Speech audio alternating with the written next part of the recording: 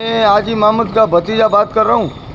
ये हम लोगों ने इकबाल साहिवाल का है, हम लोगों ने उससे बीज लिया और अल्लाह तुम्हारा भला करे। ये उसने हमारे को इधर बीज 4000 तोड़े मटर के पहुँचाए और गाजर के पहुँचाए।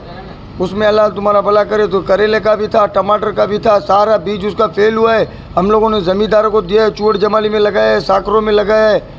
हमारा ये सिंध का इलाका है और हमारा इधर ये मलिर में भी हमने लगाया है, किधर भी नहीं हुआ है। ज़मींदारों का, गरीबों का बहुत नुकसान हुआ है। अल्लाह उसमें तुम्हारा भला करे। ज़मींदारों को हम खुद भी रोड पे आ गए और उसने जो है ये उसके बावजूद भी हम लोगों का हाजी मोहम्मद के ऊपर, मेरा चाचा है वो, उसके ऊपर उसने केस दाखिल किया है। केस दाखिल करने के बावजूद उसने पंजाब में FIR कटवाई है हाजी मोहम्मद के नाम पे। मेरा वो चाचा है और उसने जो है वो पुलिस उधर से आई हुई है साहिवाल से, हमारे मेमनकोट थाने में, मेमनकोट थाने से पट्टी वो अपने आर्डर लिया है। हमारे घर पे पुलिस आई है, हमारे घर के बच्चों को हमारे घर के अंदर हमारे बच्चों को से बदतमीजी की है उन लोगों ने।